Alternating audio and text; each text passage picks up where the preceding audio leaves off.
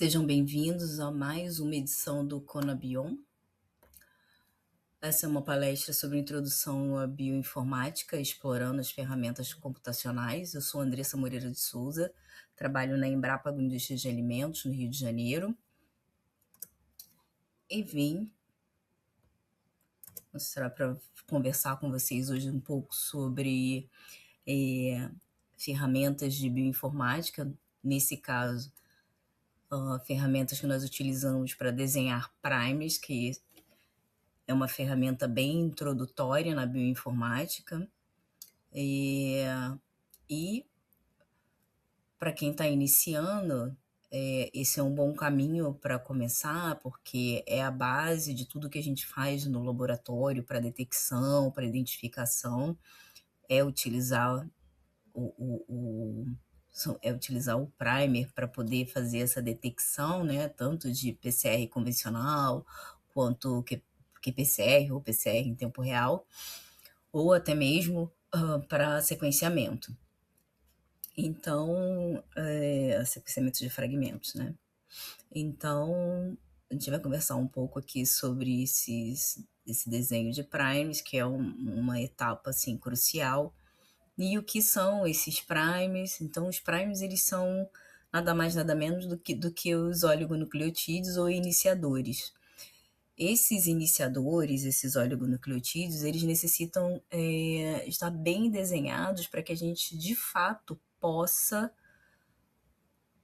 identificar inequivocamente se uma amostra tem determinada espécie, né? Se aquele material que a gente recebeu, que está dizendo, por exemplo, que tem ali salmonela, realmente tem salmonela. Se aquele material que a gente recebeu, se aquela amostra que a gente recebeu, é uma amostra que está dizendo que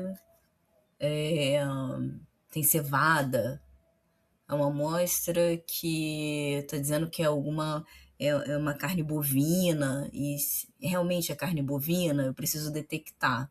Então, esses iniciadores ou esses primers, eles são desenhados para que a gente consiga iniciar, para que a gente consiga amplificar um fragmento alvo, um fragmento que a gente precisa, que a gente necessita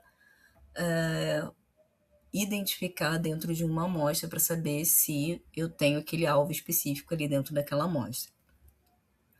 Então, para que a gente faça esse desenho, existem alguns parâmetros que eles são fundamentais para que esse primer seja bem desenhado e tenha um bom desempenho, tenha uma boa eficiência dentro da reação que a gente vai realizar. Então, o tamanho do primer é fundamental. Se eu tenho um primer que eu desenho esse primer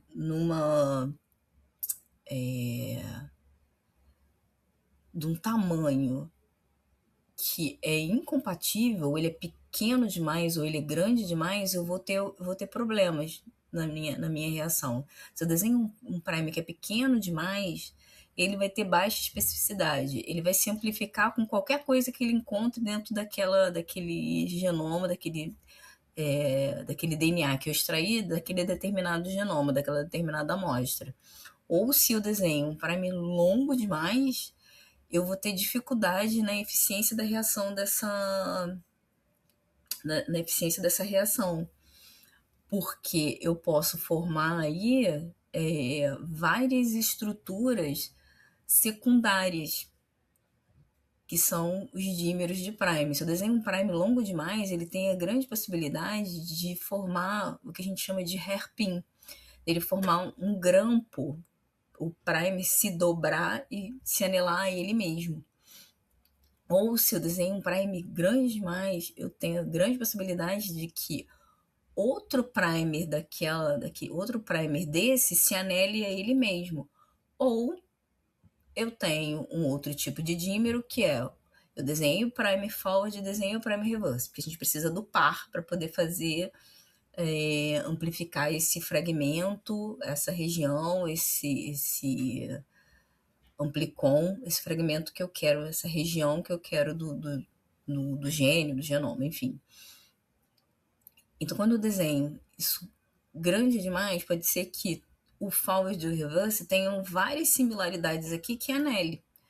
E isso não é interessante. Às vezes, não tem muito o que a gente fazer e algum prime que a gente desenhou realmente vai ter esse dímero de prime, mas não tem muito para a gente fugir disso, porque o alvo que a gente quer específico, a gente só tem especificidade dele ali naquela região do genoma ou naquela região do gene, daquele gene. Então não tem muito que a gente fazer, mas a gente pode tentar minimizar isso. Bom, a gente vai desenhar uma série de primes e vai ver qual deles tem a melhor característica de prime, que tenha menor possibilidade de dímero, que tenha maior facilidade de completar a reação, que não seja tão comprido assim, porque a gente tem que pensar que o tamanho vai influenciar também, desse prime, vai ser influenciado, né, pelo tipo de técnica que a gente vai usar. Eu vou fazer uma PCR em tempo real. Se eu vou fazer uma PCR em tempo real, eu não posso ter um amplicon, um fragmento maior do que 200 pares de base, no máximo 200 e pouco, 250 ali estourando. Porque se eu desenhar um amplicon muito grande, eu não consigo terminar a reação. Eu não consigo fazer com que esse prime que eu desenhei, que esse par de prime que eu desenhei, anele e complete a extensão da reação. Não consigo chegar até o final porque ele foi comprido demais. Agora, se eu tenho uma PCR convencional, que é endpoint, que depois disso eu vou fazer um gel, eu já consigo, e eu preciso que esse brilho, né, essa parte visual, ela ocorra de forma mais intensa, então é bom que eu desenhe um fragmento um pouco mais longo, porque aí ele vai estar numa região onde eu consigo identificar melhor, que ele não perde essa luminosidade dele no gel. Então, assim, até por quantidade e tudo, né? Eu preciso, então, desenhar um primer adequado para o que eu vou fazer. Eu posso também desenhar um primer para poder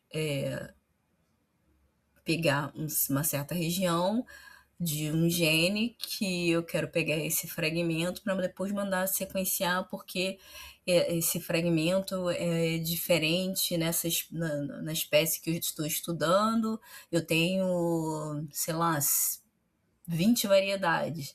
Uma delas tem um fragmento muito diferente das outras e eu quero estudar esse fragmento. E aí eu faço esse desenho, esse prime, esse par de prime, só para poder pegar essa região, esse fragmentozinho, recortar ele e enviar para o sequenciamento. Então depende do para que eu vou usar.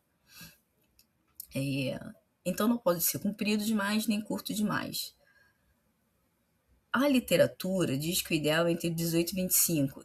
Tem algumas literaturas que dizem que pode chegar até 35. Então isso vai variar muito. Então vai depender do que você está fazendo, de qual é a sua amostra, de qual é a sua espécie, se é uma amostra muito degradada, se já sofreu algum tratamento térmico e aí você acaba degradando um pouco essa amostra, então você precisa de um fragmentozinho um pouquinho menor.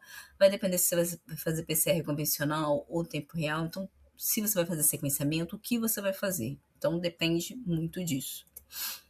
Outro parâmetro importante é a temperatura. A temperatura ela se desdobra um pouco mais em outros pontos, a gente vai ver um pouco mais à frente.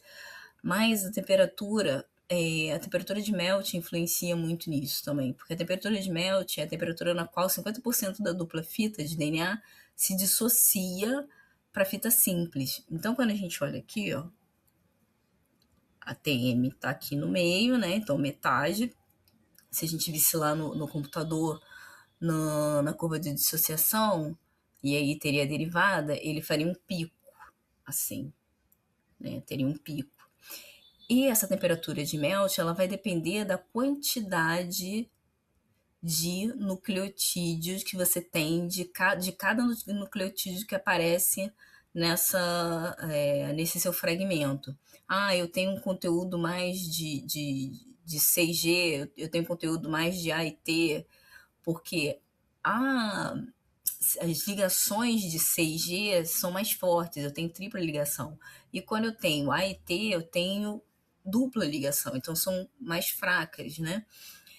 E então a energia, tudo isso vai ser que eu vou gastar para dissociar uh, A e T é diferente da que eu vou utilizar para G e C. Então isso vai influenciar no cálculo da temperatura de melting também. Então, assim, para calcular TM, quando eu tenho A e T, eu sempre está multiplicado por 2, e quando eu tenho 6G, eu estou multiplicado por 4, e aí sim eu vou ter a temperatura. Então, como o 6G multiplicado por 4, ele influencia sim em ter uma TM maior.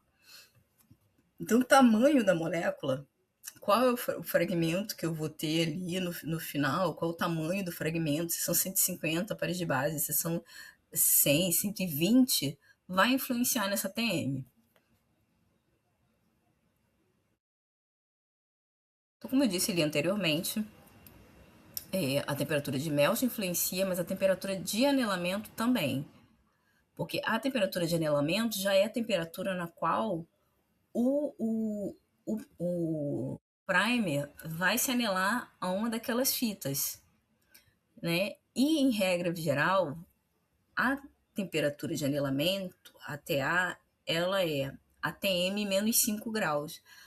Mas tem outra forma de calcular também, que a TA é 0,3 vezes a TM do primer, mais 0,7 vezes a TM do produto da PCR, que é aquele seu fragmento, menos 25.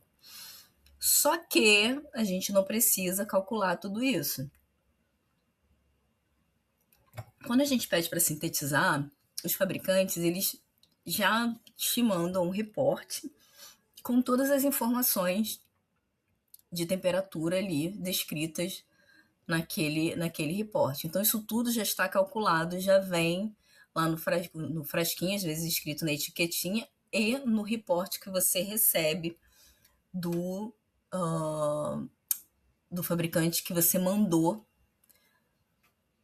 sintetizar. Ou a Invitrogênio, ou a Merck, ou a Sigma, enfim.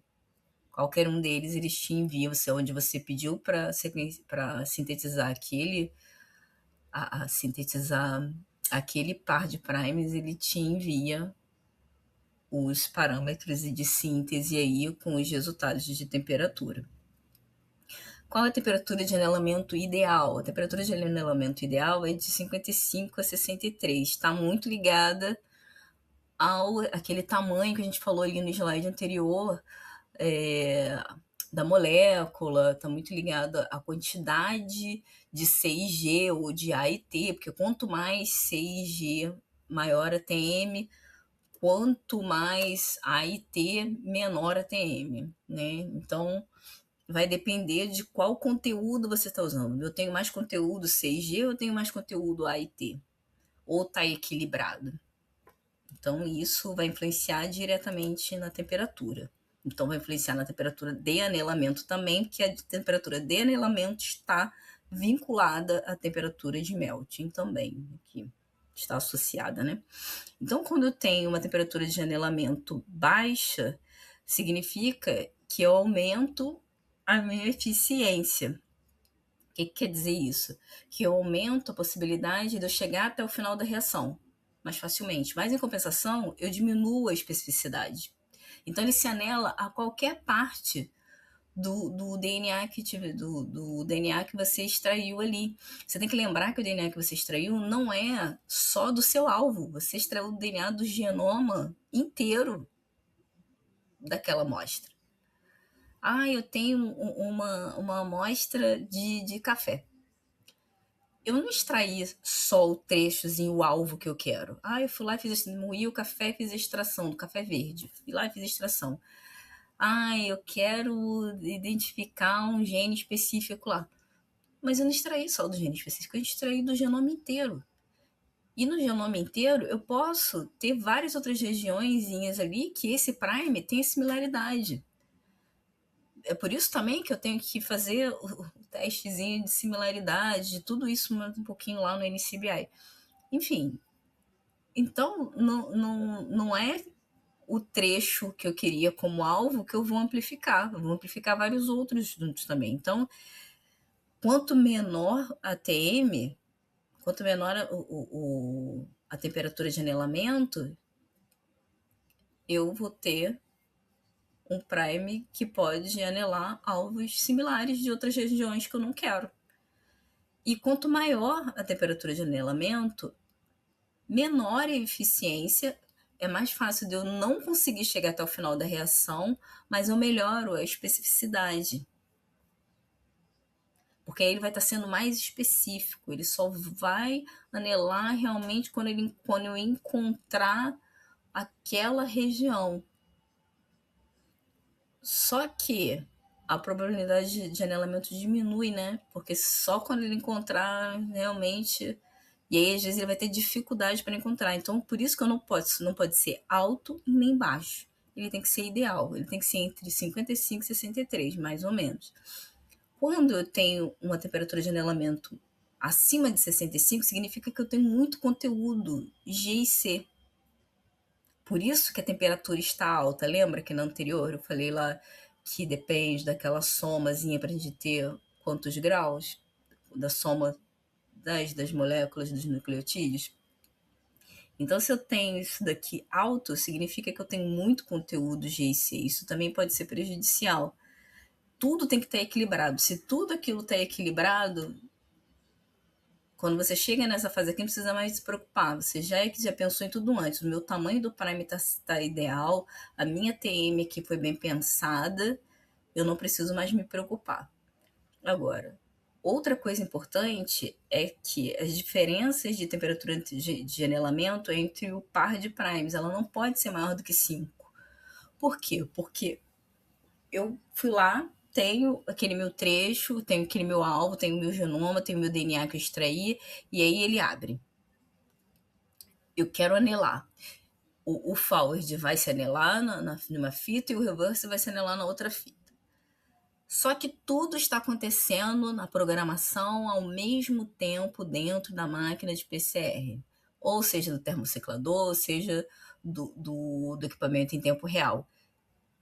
Ele não vai fazer separadinho um depois outro, ele está fazendo tudo ao mesmo tempo. Se eu tenho um forward com 50, que a temperatura de anelamento é 50 graus, e eu tenho um reverse que é 65, quando um estiver terminando de fazer, o outro ainda não terminou. Então, não vai ter completado uma das reações. E aí já vai estar chegando aí, quando completar a reação do outro, esse daqui que vai ter aberto já, de novo, a fita, não vai chegar novamente naquela temperatura para anelar. Essa reação tem grande risco de não ocorrer, porque ela está em 2 polos diferentes. Então você não pode ter uma temperatura muito grande, porque elas têm que acontecer mais ou menos ali ao mesmo tempo. Não vai ter tempo de eu fazer a extensão de uma e depois eu fazer a extensão da outra fita, porque não é uma de cada vez, é tudo ao mesmo tempo. Então eu tenho que desenhar isso com no máximo 5 graus de diferença. Uma dica para a temperatura de anelamento e para o primer, né? Mais especificamente, que você pediu para desenhar. O primer chega no laboratório, tudo uma felicidade, vamos fazer reação. Eu tenho 30 amostras de café para fazer, 30 amostras de café que eu quero saber se só tem café ali dentro mesmo ou se colocaram milho, se não está adulterado. E aí eu desenhei um primer de milho incrível, maravilhoso, e digamos que ele a temperatura de anelamento dele é 57. Fui direto lá pro meu PCR em tempo real, comecei a fazer e não ficou, teoricamente era 57 porque veio do fabricante para mim.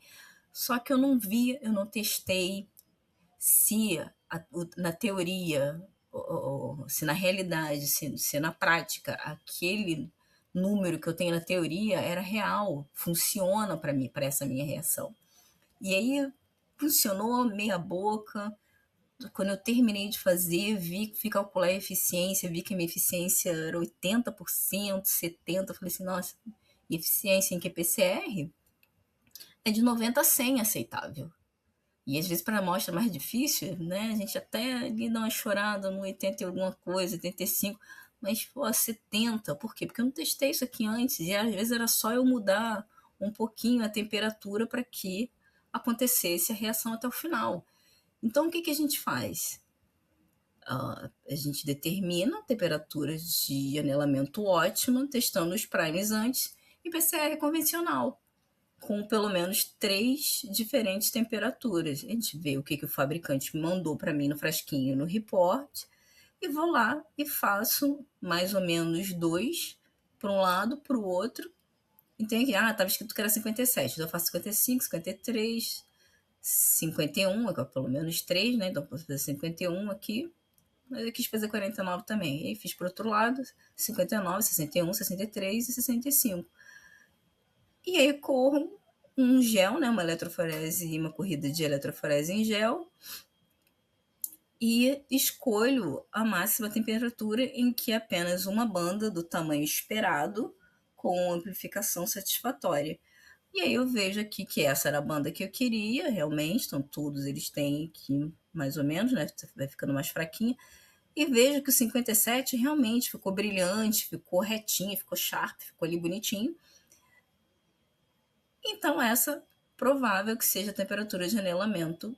Provável não, é a temperatura de anelamento ideal, porque eu vi aqui na corrida de PCR. Então, ao invés de eu fazer aquelas 30 amostras de uma vez, depois de ver que não ficou boa a eficiência, eu faço testo uma antes, em várias temperaturas, e defino a temperatura, e aí sim eu posso ir fazer minha QPCR tranquila, que 57 é a temperatura de anelamento, que vai dar certo.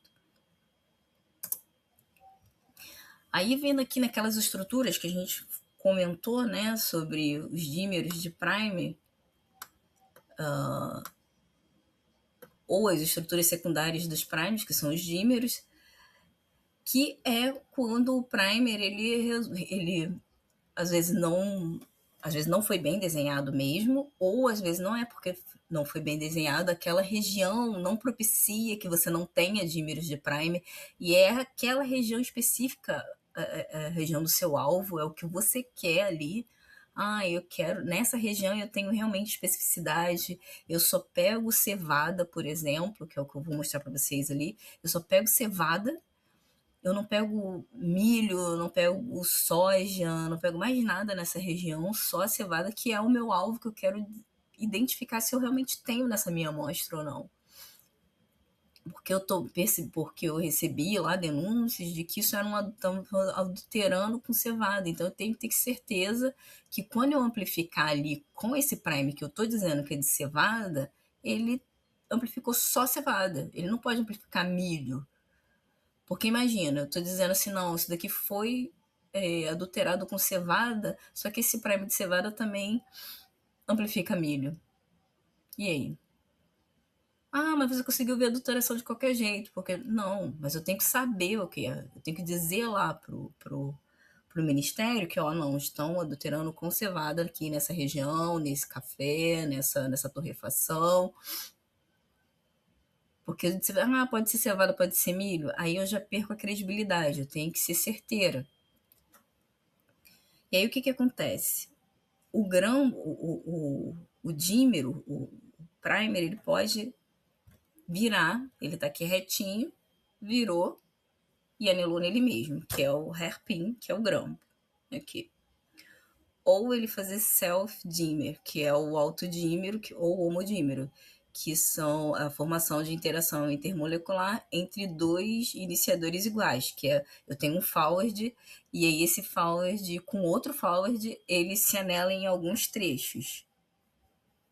Como aqui, ó, se você ver aqui, tá 5 linhas para 3 linhas, e 5 linhas para 3 linhas, é o mesmo primer, tanto aqui quanto aqui, ele tem regiões de similaridade que ele vai ter anelamento. Ou eu posso ter um cross-dímer, que é o heterodímero, quando ele se anela entre o primer. Ah, mas não é para acontecer isso, não. Eu não construo um par de primer para ele anelar ele mesmo, porque senão tudo ia dar positivo, né? É para ele amplificar uma região. Então, eu tenho um espaçamento aqui entre eles. O forward vem aqui, o reverse vem aqui, e eu tenho um espaçamento de pares de base aqui que vai fazer a complementação. Vai fazer a complementação. Eles são os iniciadores dessas pontas. O meio vai sendo inserido os nucleotídeos pela TAC polimerase. Quando eu consigo ter um iniciador que vá completando. Se não for, e se não houver região, se não houver uma cópia dessa região, desse material, ele não vai fazer essa extensão ali. E então, esses dímeros de primer, eles sempre são. Tem TM menor. Por quê? Porque são. Você vê aqui, ó, ele se anelou em pequenos lugares, não foi nele inteiro. Então, ele vai calcular a temperatura de melt em relação a esses pontos que ele anelou. Então, ele sempre vai estar, quando eu estiver lá numa curva de dissociação dentro de um PCR em tempo real, ele sempre vai estar à esquerda do meu positivo, do meu alvo. Então, eu tenho um alvo lá numa temperatura de 78, 80, sei lá, específico, né, daquela amostra, e esse dímero de prime vai estar lá 70, 60 e poucos, porque é um fragmento menorzinho. A mesma coisa no gel. O gel vai estar lá, o seu fragmento, digamos, em 100, e esse dímerozinho vai estar bem lá embaixo, como se fosse 20 pares de base. Então é assim que você identifica o que é um dímero e do que é o seu positivo, o seu alvo de verdade, tá? Isso é importante, porque senão você vai achar que um dímero de prime, uma amplificação inespecífica, que a gente chama, é uma amplificação do seu alvo, e não é. Que isso daí seria um falso positivo, certo? Opa, vou botar aqui para a posição inicial, para a gente não se perder. E outra coisa importante, que fundamental dos parâmetros, são o conteúdo G e C, que ditam muitas coisas, e as repetições. Então, o conteúdo G e C, o ideal é que ele esteja entre 40 e 60. Lembra que eu falei lá? Que se tiver muito, vai fazer a temperatura aumentar muito. Então, isso não é interessante. É ideal que o conteúdo do par seja semelhante. Eu não posso ter um conteúdo de G e C baixo e o outro alto, porque isso também vai fazer as temperaturas ficarem diferentes. Então, tudo isso, ó, você vê, segue já desde aquela regrazinha que a gente falou lá em cima. A gente vai meio que repetindo, conforme a gente vai passando as etapas, tudo que a gente faz posterior influencia lá naquela temperatura. Então, é recomendado que C e G, C ou G, né, na extremidade 3, para aumentar a estabilidade, porque lembra que eu falei da ligação, aumenta a estabilidade da ligação, para que a gente também, ó, formou, ela não abra. Ela não abra assim automaticamente, né? Que não tenha facilidade para abrir e você não ter eficiência de reação, que aí isso influenciaria na eficiência da reação. Nas últimas bases, não ter mais do que 3 CG, porque senão aí você também, você faz ficar muito forte, e aí quando você precisar de abrir de novo, porque cada ciclo, né? Lembra que a amplificação de PCR é ciclo por ciclo. Você aumenta a temperatura, baixa a temperatura, aumenta a temperatura, baixa a temperatura. Se você fizer algo muito forte, uma ligação muito forte aqui, a gente vai ter dificuldade para abrir. Vai ter dificuldade para abrir essa pontinha aí, e aí algumas reações podem não chegar ao final, podem ficar fragmentos nos quais eu não consiga, e aí criar fragmentozinhos pequenos e inespecíficos. E aí, com relação às repetições de base única, por exemplo, A, C, C, C, ou de nucleotídeos, né, consecutivos, como AC, AC, CG, CG, dessas repetições longas, aumenta o potencial de anelamento inespecífico. Aquilo que eu falei ali, né? Então a gente acaba tendo inespecificidade na, nessa amplificação, e aí eu vou ter amplificações que não são específicas, que são amplificações de pequenos trechozinhos por conta dessa dificuldade que eu tive com as ligações, e elas ficaram muito ligadas ali, e eu não consegui desfazer, e eu tenho várias dessas, e aí amplificou.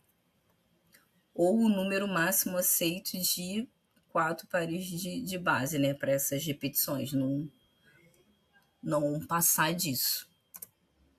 Então vamos para a mão na massa. Vamos rapidinho aqui para a gente não estourar o tempo.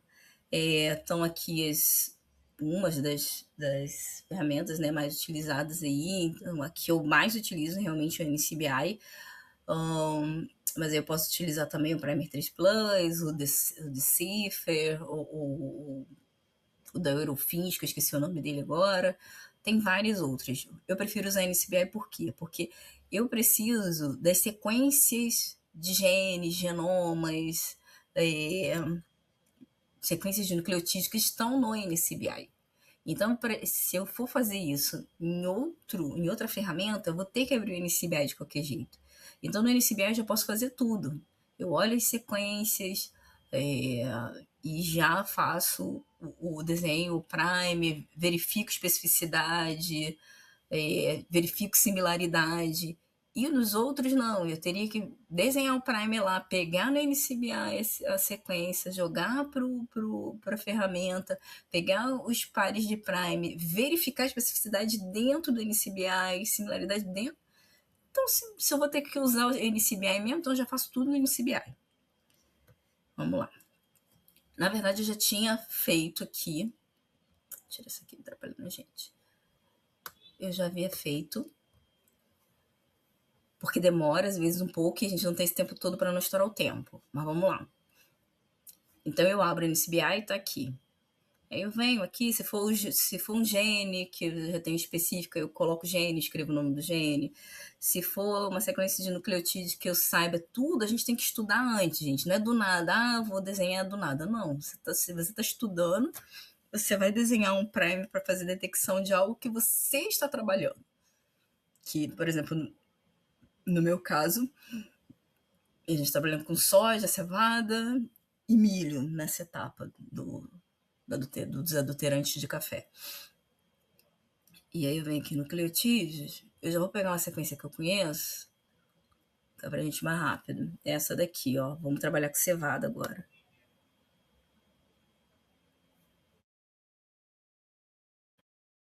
Aí, se eu não souber, eu posso botar aqui também Ordem, Vulgare, e aí ou então botar Barley, ou então um gene específico deles que eu saiba o nome, e aí eu coloco aqui, e aí vão vir as sequências e eu vou assim, essa me interessa, e aí eu vou ver se me interessa ou não, tá?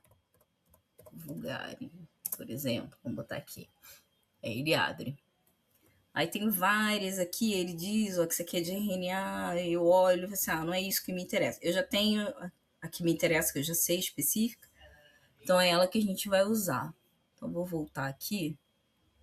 Eu esqueço que esse computador, ele não tem touch na tela, e o anterior tinha, e era mais fácil para mexer. Então vamos direto para aquela sequência que eu já sei, tá? Que é a que eu estou usando para fazer esse trabalho. Então, aqui, ó, de endonuclease da região Bound 3. Aí eu tenho que, para ver similaridade, eu venho aqui em Home Blast. E aí, eu já fiz, para a gente não perder tempo. Quando eu venho para para ver a similaridade, ó, eu venho aqui. Aí eu peço para ele, aí eu coloco aqui que o meu banco de dados é esse de coleção de nucleotídeos, aí eu digo qual é o organismo. Eu peço, então, eu coloco o organismo que eu vou desenhar o prime, que é a minha cevada, e aí eu não quero que o meu primer de cevada, assim, são vários cereais que têm grãos, ou cereais que têm a mesma. Que tem muita similaridade genômica. Então, eu digo para ele que eu quero que ele compare tanto no organismo de cevada, do de milho e no de soja, porque eu vou desenhar parâmetro específico para cevada. Como eu falei antes, eu não posso lá querer identificar cevada na minha amostra de café, sendo que o meu prime de cevada identifica tanto cevada quanto milho, e aí eu vou lá e digo pro pessoal do mapa da fiscalização, não, realmente, ó, eu vi aqui, eu amplifiquei nesse prime aqui, é cevada. Só que ele identifica milho também, ele amplifica milho, então eu vou dizer para eles o quê? É cevada ou é milho que essa torrefação está adulterando esse café? Não sei. E aí eu perco a credibilidade, porque eu disse que tem uma adulteração, mas eu não sei qual é. Então eu tenho que desenhar primes específicos por conta disso. Então eu peço para ele ver essa similaridade aqui. Marco aqui para apresentar em outra janela e peço blast. Quando eu peço blast, calma aí. Epa. Ele me dá esse resultado. Aí viu, ele foi específico, ele foi similar somente à cevada. Então, provavelmente, eu vou conseguir desenhar um par de primes com essa sequência, com esse trechozinho aqui, que vai ser bom para mim, que eu vou detectar somente cevada. Aí eu venho, volto lá para o NCBI e, deixa eu ver, volto para o NCBI e peço para desenhar 2 parâmetros, coloco aquela sequência aqui. Eu posso copiar a sequência inteira, aquela que estava, essa aqui, ó. Eu posso copiar a sequência inteira, ó. Aí eu venho aqui no FASTA. Se eu for copiar a sequência, copiar essa sequência e jogar lá. Ou copiar esse código aqui de acesso, que é o que eu coloquei, que fica mais fácil. Coloquei o código aqui, venho, digo que o meu produto da PCR, lembra que o fragmento que eu falei com vocês, como eu estou trabalhando com café torrado e moído, o café torrado, ele passou por um processo muito grande de aquecimento, de torra, então é uma temperatura muito alta, então eu degrado muito o DNA. Então, por isso que eu não posso ter um fragmento muito grande, porque eu não vou conseguir terminar a reação, eu vou ter uma baixa eficiência de reação se eu desenhar um fragmento maior do que 100, por exemplo. Então, eu já delimitei, então eu tenho que saber com o que eu estou trabalhando, gente, sempre isso. Então, eu delimitei entre 70 e 100, coloquei a temperatura entre 55 e 65. Não, a diferença não pode passar de 5, lembra? Porque senão eu não vou ter eficiência de reação. Digo que eu preciso de especificidade e marco qual é o organismo. Eu quero que seja específico para cevada. Marco aqui para apresentar em outra janela e dou get prime. Ele vai me dar essa. Normalmente está marcado lá para te dar 10 resultados de prime. E eu vou testar esse resultado de prime agora um por um. Não vou fazer isso com vocês aqui, porque eu já fiz, porque a gente não tem tempo. Mas eu fiz aqui já um por um. Então eu peguei cada par de prime desse aqui, vou ensinar como é que faz. Você vai copiar a sequência. Deixa eu ver qual deles que tá aberto aqui, ó. Tava até um aqui, nem sei qual é esse último que tá aqui. Você cola aqui no primeiro. Vou fazer.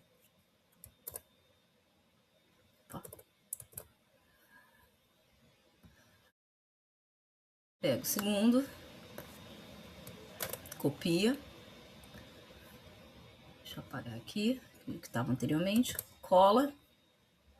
Vai direto lá embaixo, ó, vê se está marcado. Aí o que você faz, importante. Agora, aí eu marco para ele aqui em qual base de dados, que aí está aqui no nucleotídeos.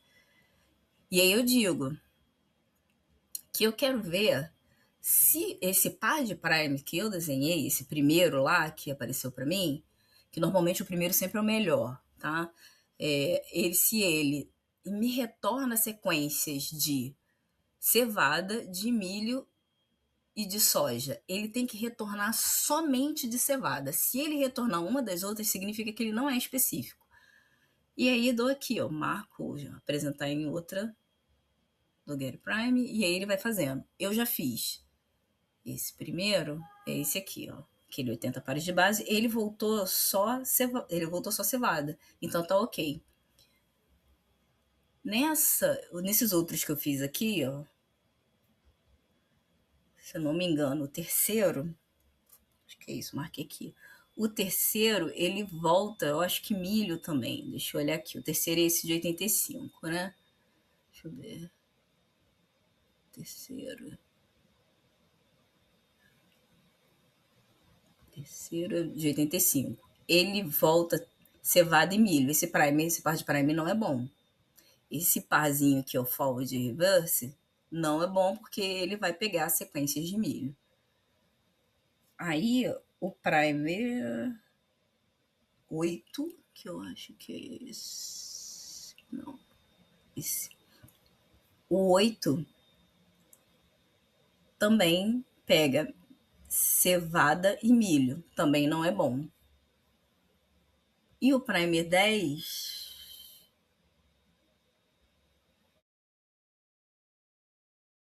tinha um que pegava soja. Milho. Tinha um que pegava soja. Aqui. E o primer 10 pega soja também. Então, não funciona. Dessa lista de 10 aqui, aí você tem que testar um por um. Fazer isso aqui que eu fiz, um por último, ó. Um por um. Testar contra os outros organismos também. Você tem que colocar toda a lista de organismos aqui e ver se ele pega. Já fiz isso com café também, aqui eu não fiz, não botei ele agora, mas também botei. Eu tenho que pegar tudo que eu possa ter nessa minha amostra. Por exemplo, como eu tô vendo a adulteração de café, eu botei o café, a região, botei a cevada, o café, o milho, a soja, e aí ele só poderia pegar quando eu desenho para cevada, ele só pode pegar cevada, ele só pode me retornar as sequências de cevada, não pode retornar a sequência de nenhum outro organismo. Aí eu sei que ele é específico. Se ele retornar algum outro organismo, eu descarto aquele par de primes, tá? Então você olha aqui, você vai fazendo um a um e vê o que funcionou. Outra coisa que você pode fazer é o Primer 3 Plus. Você entra lá e coloca aqui na primeira aba aquele fasta que eu mostrei para vocês, ajusta os parâmetros aqui, normalmente isso aqui vem no default, vem aqui escrito 100, pelo amor de Deus, vocês têm que mudar isso aqui, tem que botar para 5 no máximo, a diferença entre o par de primes. E aqui também vem sempre trocado. Vocês têm que fazer de 40, aqui ficou errado, ficou 4, de 40 a 60. Lembra que estava lá na instrução de 40 a 60?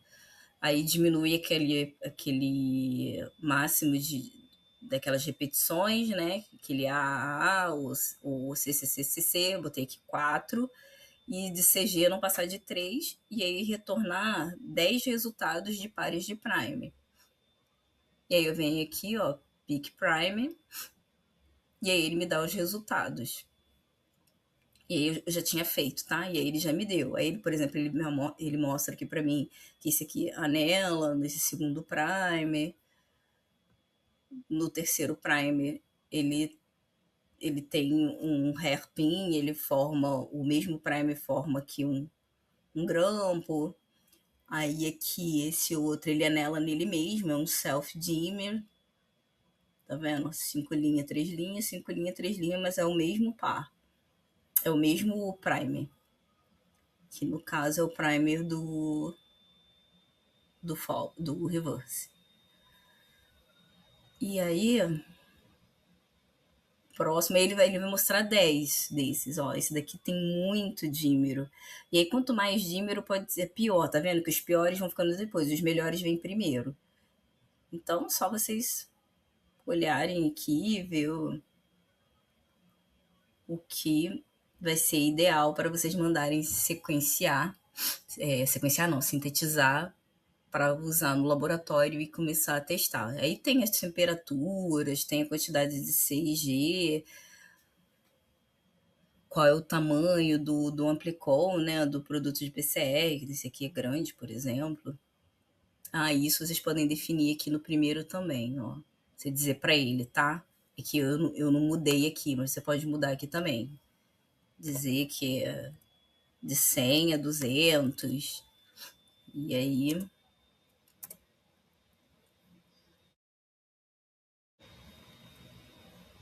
pedir para ele fazer. E ele desenha de novo aqui. Então, era isso que eu tinha para apresentar para vocês. Pena que o tempo é um pouco curto, né? Mas se vocês precisarem de alguma ajuda adicional, pode entrar em contato que eu auxilio. Obrigada.